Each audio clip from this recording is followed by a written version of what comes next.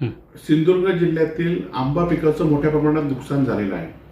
उद्या सिंधुदुर्ग जिल्ह्यातील तरुण शेतकऱ्यांनी एकत्र येऊन जे नुकसान भरपाईच्या विरोधात जे आंदोलन उभारलंय त्या आंदोलनाला शिवसेना उद्धव बाळासाहेब ठाकरे पक्षाचा पूर्णपणे पाठिंबा आहे. त्या आंदोलनामध्ये आम्ही सक्रिय आमचे कार्यकर्ते सहभागी होतीलच. हे आंदोलन पक्षविरोधी आहे, पण त्याचबरोबर या आंदोलनाची पुढची काय दिशा असेल आणि त्यामध्ये सक्रिय सहभाग आमचा शिवसेना उद्धव बाळासाहेब ठाकरेचे सगळे कार्यकर्ते शिवसैनिक करतील.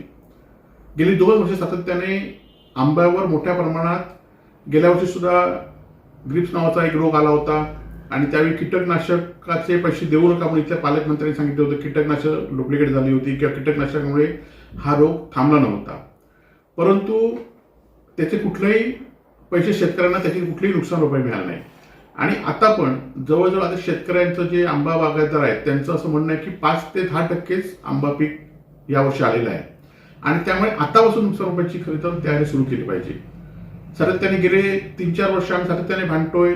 आंब्यात आणि काजूला पीक विम्याची जी रक्कम आहे ती जास्तीत जास्त मिळाली पाहिजे, ती वेळेवर मिळाली पाहिजे. तरी पण शासन त्याबाबत सातत्याने आंदोलन केल्यानंतर ही नुकसान भरपाई मिळते. त्यातल्याही काही क्षेत्रामध्ये काही महसुली मंडळामध्ये ही नुकसान भरपाई मिळाली नव्हती. त्या संदर्भात सुद्धा शासनाने किंवा पालकमंत्र्यांनी ही भूमिका घेतली नव्हती आणि त्यामुळे आज शेतकऱ्यांना उद्या आंबा बागायतदाराचे 2 स्वरूप असतात. एक स्वतः शेतकरी आंबा बागायतदार असतो, दुसरा जे आंबा बागा हे बाजूचे शेतकरी आपल्या जवळचे शेतकऱ्यांच्या बागा तयार करायला घेत असतात. त्यामुळे ह्या दोन्ही शेतकऱ्यांना आणि आंबा बागायत करणारे जे शेतकरी आहेत त्या दोघांना आता उपासमारीची किंवा उद्या आत्महत्याची सुद्धा वेळ येऊ शकते आणि त्यामुळे शासनाने याबाबत कायम उपाययोजना केली पाहिजे आणि ठोस उपाययोजना केली पाहिजे. आपण बघतोय की उद्धव बाळासाहेब ठाकरे मुख्यमंत्री असताना 1 लाखापर्यंत कर्जाची नुकसान भरपाई मिळाली होती, कर्जामध्ये सवलत मिळाली होती किंवा कर्जमाफी झाली होती. परंतु आता गेले 3-4 वर्ष सातत्याने कर्जमाफी होईल म्हणून, खावटी कर्ज माफ होईल म्हणून सातत्याने एकमेकाला पेढे भरवत आहेत, परंतु ही कर्जमाफी झाल्याने ही वस्तुस्थिती आहे. आज मी पेपरमध्ये वाचलं की माजी आमदार अजित गोपटे सुद्धा सांगतायत की शेतकऱ्यांना नुकसान भरपाई मिळाली पाहिजे. परंतु गोपटे साहेब आणि पालकमंत्री साहेब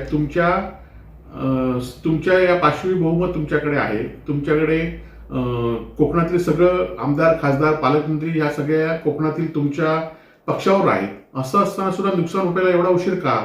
आणि आज दुर्दैवाने आपण बघित असाल की जे नेतृत्व आहे त्या नेतृत्व पुढे येऊ शकत नाहीत. काही शेतकऱ्यांचे नेते म्हणणारे आज भाजपमध्येच गेलेले आहेत आणि त्यामुळे राजू शेट्टी सारखा बाहेरच्या जिल्ह्यातले शेतकरी नेते या आंदोलनासाठी लोकांना यावं लागतं. परंतु आम्ही या आंबा बागायतदारांबरोबर आहोत आणि उद्याच्या आंदोलनानंतर त्यानंतर आंदोलनाच्या दिशेवर आम्ही सक्रिय सहभाग आमचा दर्शवणार आहोत.